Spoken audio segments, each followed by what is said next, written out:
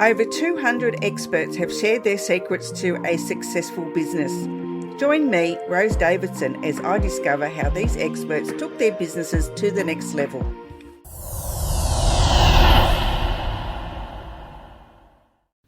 Talking with the experts. Welcome to Talking with the Experts. Talking about all things business by business owners for business owners.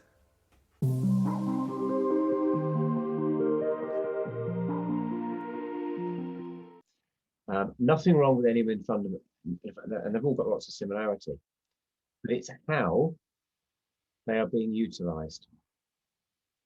Because what I witness is either salespeople that don't question, they just think it's a pitch and some chat, or they're using, they've been trained on one of these methodologies and they're using it as a menu system. So let's pick BANT as an example, not because it's any different than others, but just because it's nice and easy with the 4 acronyms: budget, authority, need, timescale. What I see happening is a salesperson might talk to me, right, Rose, that's great. What sort of budget have you got for a project like this? Rose said, about $15,000. Great. And is there anyone else involved in the decision, Rose? No, probably just myself. I might involve Dave to have a look at it, but great. Okay. So what I'm doing is I'm ticking off those boxes. Great, I've got the budget. What happens when the customer says, yeah, I haven't really got a budget?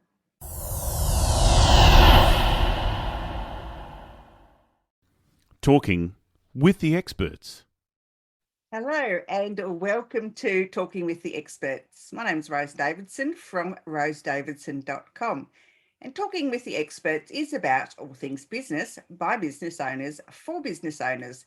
And you can find it on all good podcasting streaming platforms and on YouTube. And I have a returning guest, which is my very great pleasure, is Ian Moyse. And Ian's going to be talking to us about improving sales teams' behaviour and results. Now, Ian is the Chief Revenue Officer of One Up Sales and has built many new business sales teams in both startups and large corporate organisations.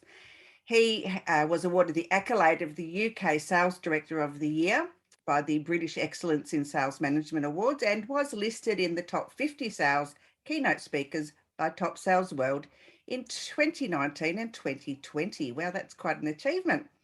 Ian has been a regular judge on the Women in Sales Awards, Top Sales Awards, and the UK Cloud Awards. Welcome, Ian, and thank you so much for coming back on again. It's a wonderful to see you.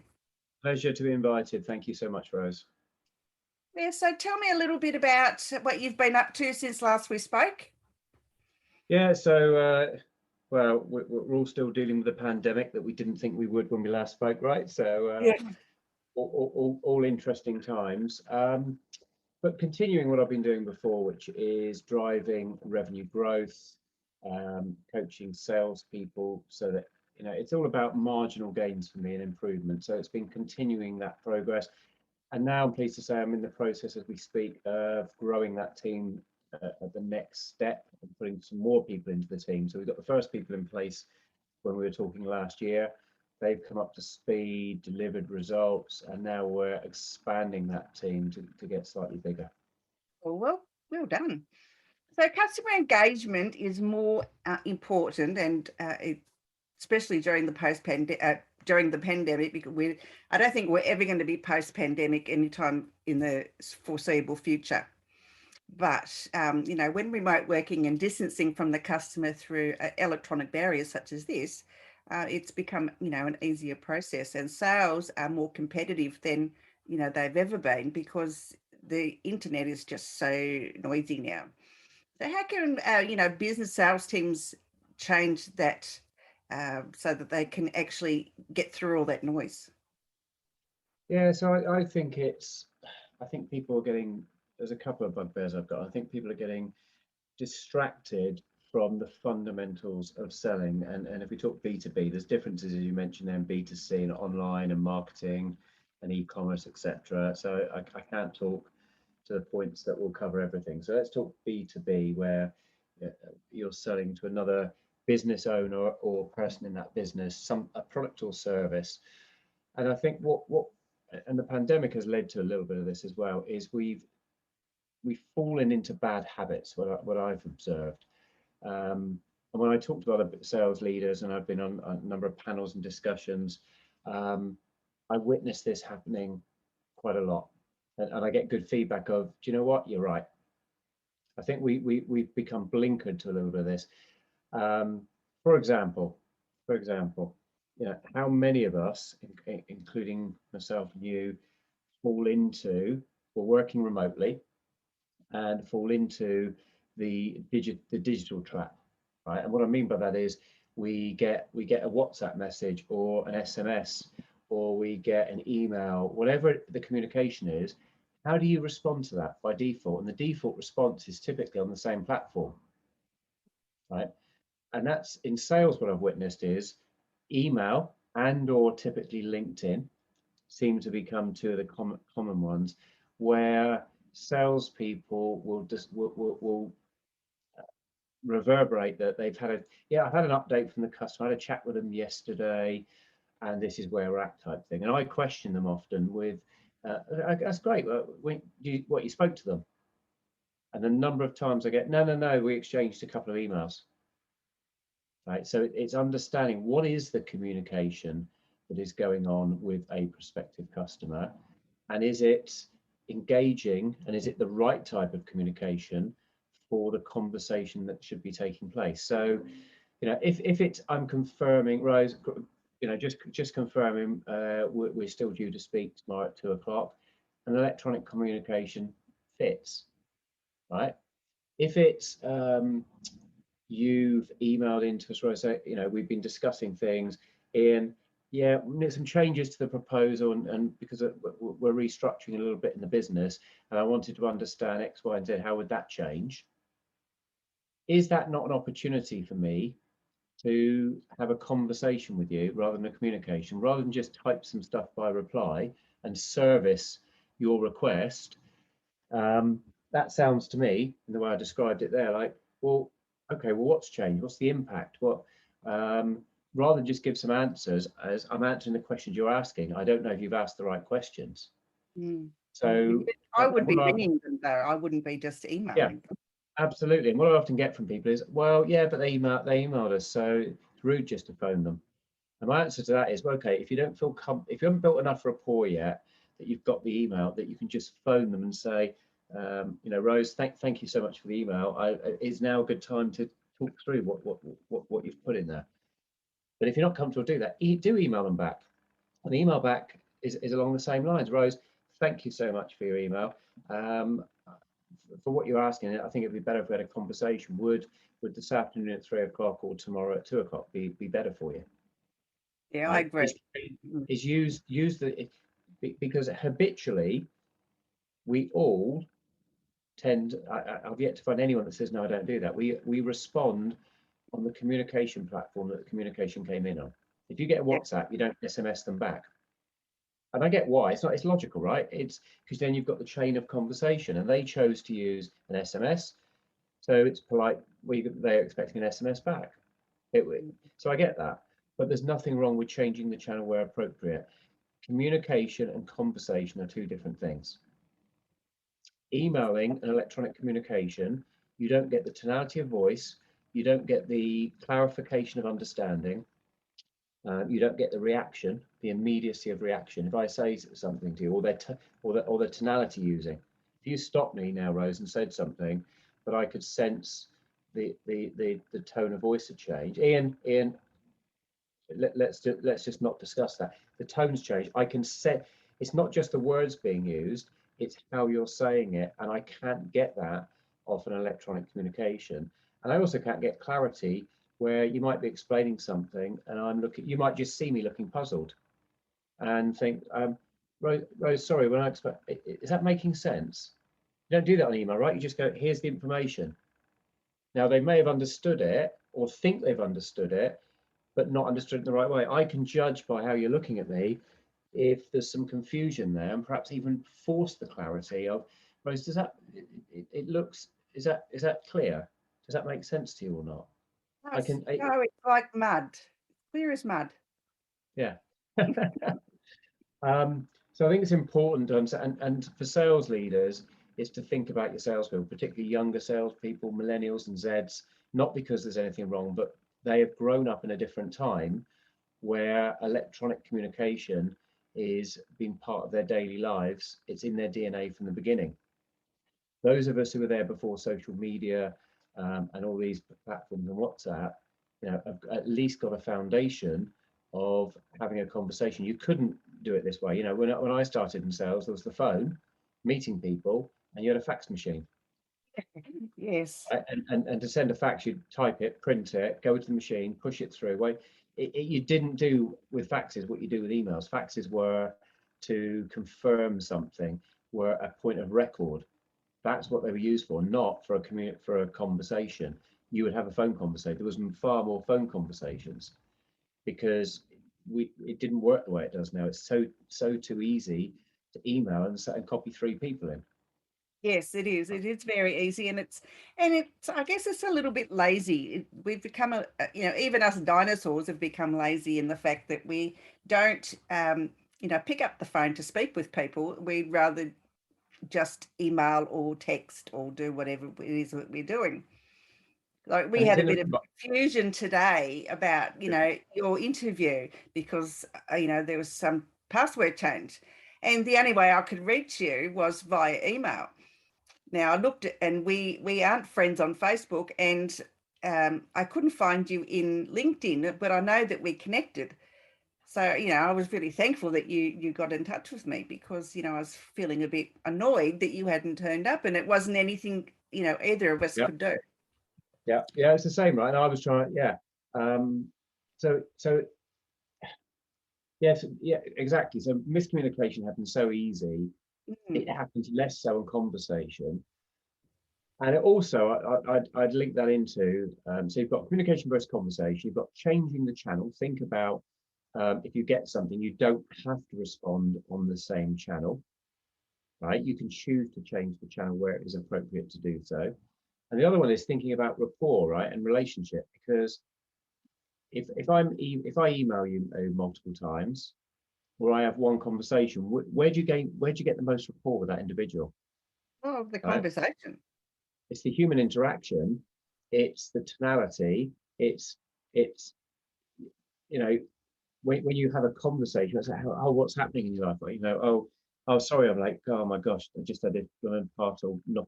Whatever it is, you talk Yep. about real stuff. You don't do that on email. You don't start an email with that type of banter or Well, rapport the written building. word can be so misunderstood, can't it? I mean, how the writer intends it and the tone that they use whilst they're writing it may not be received and probably won't be received in the same way. And sometimes, that the receiver can be quite offended by the words that have been used when there was no offense intended in the first place. Exactly. So I think number one is to improve the success rate you've got is have more conversations. Communication still has its place. I'm not saying don't use email, don't use LinkedIn, right? But think about when you're about to do it, should this better be a conversation and maybe turn the email into when can we speak? Here's a couple of suggestions and get the conversation, or just pick up the phone if you've got the rapport enough to just do that, right? So that's number one, the first one, I guess. The other piece I'm seeing going on is because I'm interviewing again, right, salespeople. Um, but I continually have had the pleasure across my career to interview a lot of salespeople, and I judge a number of sales awards, so I get to interact with salespeople also from different industries and sectors. And one of the fundamental skills I think is missing, which has a major impact on the success rate of conversions of opportunities to revenue, is good questioning skills. And I've talked about this before, and I think there's a fundamental flaw that's going on across industry around sales questioning methodologies being taken verbatim, particularly by young salespeople, and getting training on them. And let me context that. There's a lot of sales methodologies out there. And Scotsman, Spin, Challenger Sale, we could go on, we could probably name 20. Nothing wrong with any of them in fundamental, and they've all got lots of similarity, but it's how they are being utilized. Because what I witness is either salespeople that don't question, they just think it's a pitch and some chat, or they've been trained on one of these methodologies and they're using it as a menu system. So let's pick BANT as an example, not because it's any different than others, but just because it's nice and easy with the 4 acronyms: budget, authority, need, timescale. What I see happening is a salesperson might talk to you and go, right, Rose, that's great. What sort of budget have you got for a project like this? Rose said, about $15,000. Great. And is there anyone else involved in the decision, Rose? No, probably just myself. I might involve Dave to have a look at it, but great. Okay. So what I'm doing is I'm ticking off those boxes. Great, I've got the budget. What happens when the customer says, yeah, I haven't really got a budget, for example? What happens when they've said it's $15,000 and the salesperson moves on? That is flawed questioning, in my opinion, because if you say to me it's $15,000, the first thing I'm interested in is, well, okay, Rose, why 15,000? What's prompted that number? Because it's not 20,000, it's not 10, it's 15. Why is it 15? Oh, well, because that's what we looked at a project for this last year. We looked at a couple of products, and that sort of seemed to be where the price was, and that's what we've got. Okay, understand that. If I may, what did you look at? What gave you that price? What were the products that were around that price? Right, I'm now getting much more information around that budgetary piece, but more color around it. And Rose, so I appreciate that, but as we're not one of those products, and we're a year on, and your needs may have changed, and lots and lots of things. If the solution isn't $15,000, what happens? What happens if to solve this problem we're discussing, you've just given me the summary of, what happens if to solve that it's 10,000 more, 25,000, whatever it is? Does the project not go ahead? Oh, no. We'd look at it and we'd look at if the value's there, we'd absolutely look at, and we can reallocate budget from others. It's just that's what we'd already allocated. Okay. Because otherwise what salespeople do, I'll tell you what happens is they come away, they go, right, so we've got 15,000 we've got to aim at. What can we sell them for 15,000? And then you've got in the background this conversation going on that doesn't need to go. Well, our product's 30,000. So what? They need 50% discount. Well, you're on a different agenda point that's not, you don't need to be on. You're going down the wrong rabbit warren. I want to know more about it. And if you said to me, well, we haven't particularly got a budget for it, then I'm going to ask different questions around, okay, but I'm not bothered. It doesn't stop me. Lots of salespeople get qualification because of this methodology, go, no budget, no project. And then 3 months, 6 months later, they hear that customer, they'll call them back. Wondered if there's any purpose to talking. Oh, yeah, no, sorry, we bought XYZ now. Well, how could you have bought XYZ? There was no budget.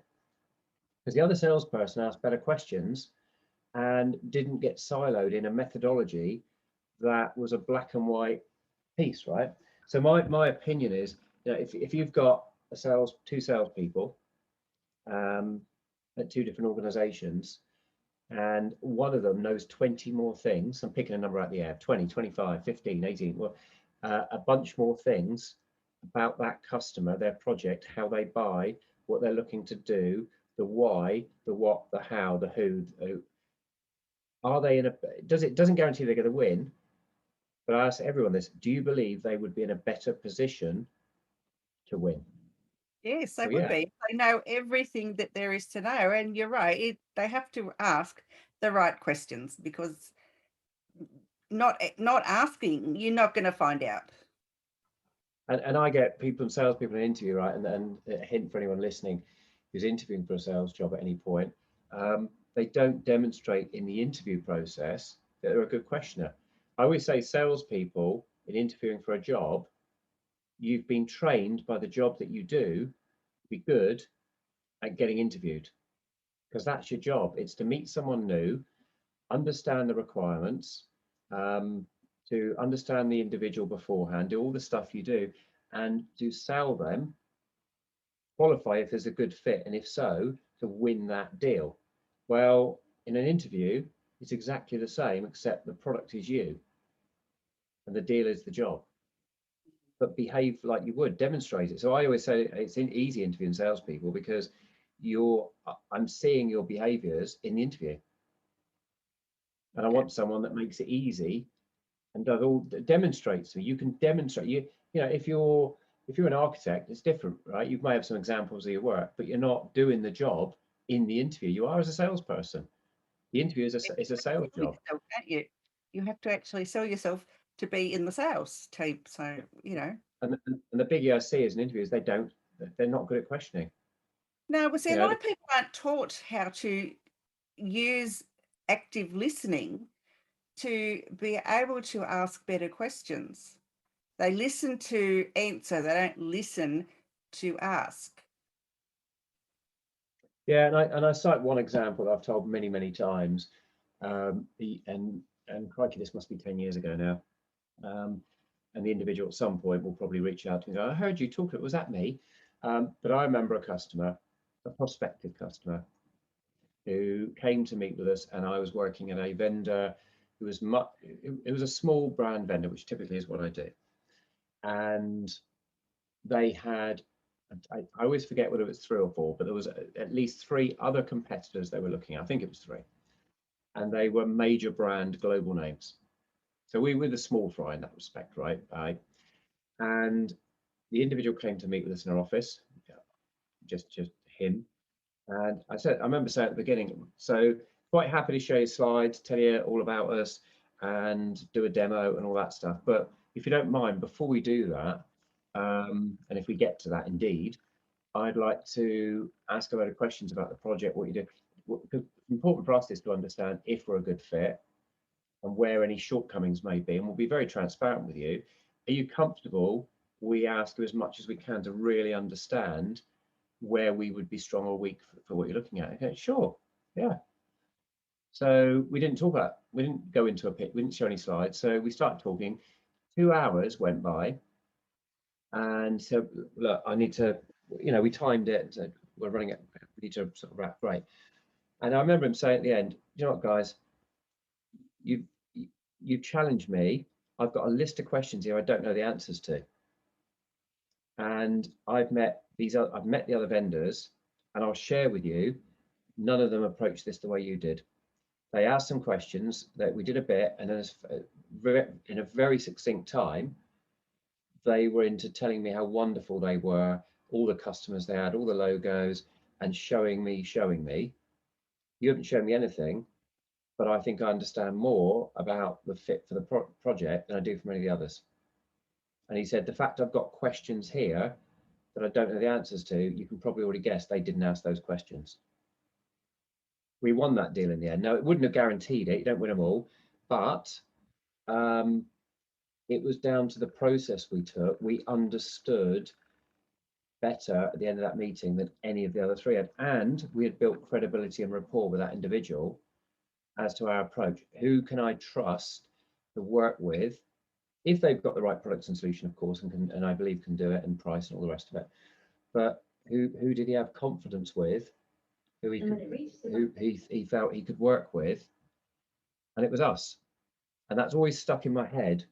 Of it's the basics. We didn't do anything clever. We just asked questions and showed interest, and based on the answers he gave, we asked more questions. That's pretty it's like interviewing, podcast interviewing.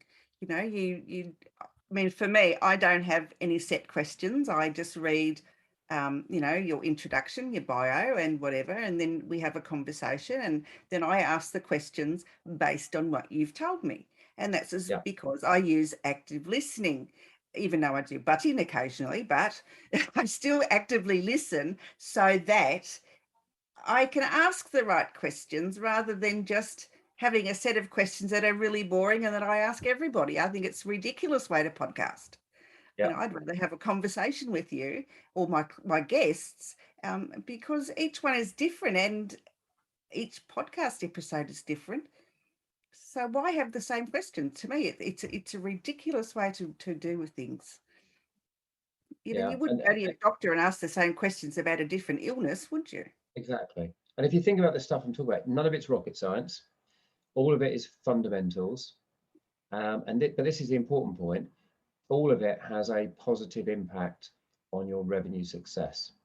Yes, it I does. think I think there's a lot of focus, and I'm not saying it's not to do it. There's a lot of focus and spend going on clever um, sales enablement and technologies and big, enterprise negotiate complex, all this stuff. And I always question, are you getting the fundamentals right? I work with my SDRs, listen to we do call reviews.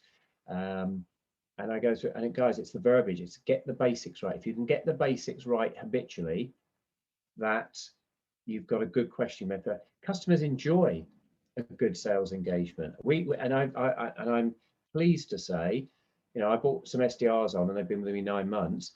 But we've had lots of customer comments along the way. And when I'm then talking to them, they've created a prospect, and it's in my team, and we've done a demo, we've had a meeting, whatever. And the number of times I get feedback from the customer, going, oh, by the way, don't forget to say Mark did a great job. We really enjoyed the sales engagement with him. Right? They're thanking you for how your salespeople had a professional engagement, thanking you for selling to me in a way, right? Yeah. And if you do it in the right manner, people like to be sold to because they sense the professionalism, they feel it, because they're used to the majority out there who are average and don't think about the level of detail of the verbiage, how you phrase things, how you approach things in a respectful manner, how you put yourself in the customer's shoes, how you put them, at the center of the engagement, and that you're truly, it's not about just getting a sale, it's about getting the right sale for the right customer. Absolutely. Yes. And there are ways of going about it, and there are ways of not going about it. And you just need to learn the right ways and then build on those. Yeah, totally agree. Totally agree. And it's all about marginal gains. Like, this is small changes. This is small changes that if in every, my opinion is every conversation, if in every conversation you're slightly better at questioning, you're slightly better at the follow-up, you do these things, you will get better results. You'll nudge yourself forward. There isn't this one big epiphany fix you can apply. And I've done this with many companies, as you mentioned at the beginning, coming into smaller firms, and also coaching and helping and advising others, coming in and not having to do this massive change, etc., but just identifying a set of marginal gains that the dials can all be moved slightly better. Well, and they're easy changes to apply. That's the beauty of it. It isn't changing a whole sales process and going from 0 to 100. It's marginal things that people can adapt to and adopt and use quickly. Yeah. And then you look for the next marginal gain to layer upon it. Yeah, it's baby steps. You just go a little bit at a little bit by a little bit. You'll get the big things at the end. Yeah, and that's how I've done it in all these organizations. It's thinking about, what's this, and often I look at it and I'll analyze first. That's the first thing to do, is analyze what's going on currently. And that's what a number of companies use me to do for them, is as a sort of a consultants thing.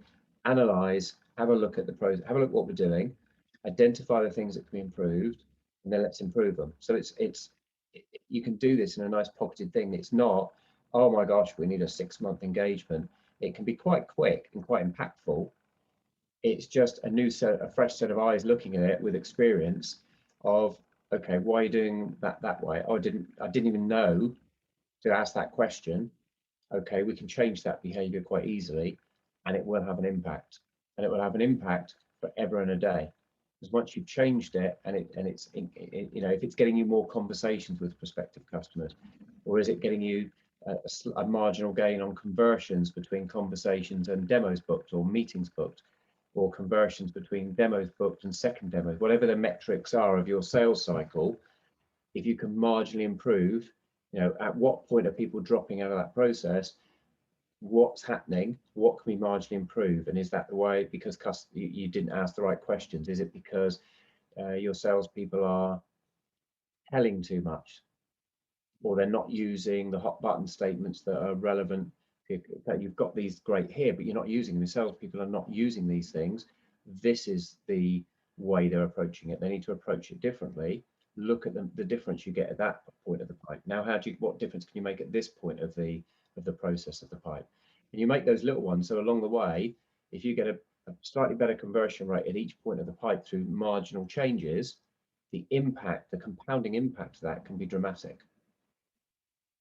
You can go from a 1 in 5 win ratio, for example, to a 1 in 3, which means straight away your revenue's better off. What about moving the average deal value up by X percentage by doing X, Y, or Z? Right. So now you've got more deals that are one that you put the effort into and a slightly better average deal value. Those will compound to a much greater revenue result. Right. And what about qualifying out? Are we spending time on ones that, is there any patterns in there where we should have qualified out sooner, but through the better questioning? So what's your win rate? Oh, okay, but you've lost 12 deals that have got commonality to them. Do we understand why? Have we gone back and spoken to those customers? And actually, when another customer fits that pattern, do we just qualify out, or do we now know some new questions we're going to ask them? Qualify, is there a high propensity they're going to be one of these? So let's not put them through all this effort. Let's say to them and be open to the customer at that point, we don't think we'll be a good fit for you, and the reason is we've had 12 other customers like you in the last 4 months, whatever, who have chosen not to go with us for these reasons. And it might be they defend it and say, well, that's not a problem for us, but you're reducing the amount of effort you're putting into stuff that you do lose. There's all these little things. You start to do all these little things, boy, does it make a difference to the sales results. Pause for a moment. So, have you written any books since last we spoke? I wish, Rose, I had the time to do it. I've always thought that there's a book in me, and I've got an idea for a sales book of this sort of, stuff that I don't read in others, but it's finding the time to do that, as with everyone, I guess. Young man, voice to text. Yeah, I at some point I do want to produce that and have that moniker under my brand, but no, not at this point. I've done a lot of aside from a day job at One Up Sales, I've done a lot of guesting on panels, podcasts, and creating some blog content and different things. So I'm still contributing, but it's trying to find the life balance to find the time to do it. Yes, I'm the same. I've been so busy. Just the start of this year, like we're only into like the second week or third week, and I have no time to scratch myself. Pretty much, I've just been so busy. Anyway, where can people find you, Ian, if they want some more sales advice or, little hints and tips and, how to better their sales strategies? Sure. Well, thank you for that. Yeah, 2 easy places to find me. If you go to ianmoyse.co.uk or ianmoyse.cloud, that will take you to my 2 key social profiles for that type of information. So Absolutely. please follow me on both of those. Thank you. Yes, and I'll have to find you on LinkedIn. I thought we had connected, but perhaps we haven't. I don't know. No, we are connected. And okay. We just hadn't spoken for a while. Yeah, go get on LinkedIn, and that's where the ianmoyse.co.uk will take you. It'll take you straight to my profile. Perfect. All right, Ian. It's been a pleasure learning from you once again. Thank you so much for joining me. And I look forward to maybe speaking to you later on in the year, and I might invite you back again. Thank you so much. Take care. Thanks, Ian.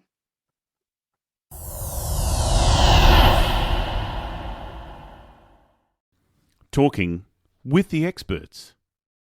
Thanks for joining me on Talking with the Experts. Make sure you subscribe through your favourite podcast app or on YouTube, and check out my Patreon page for more value for you, or you can buy me a coffee. My name's Rose Davidson from rosedavidson.com. I look forward to your company next time when I'm talking with the experts.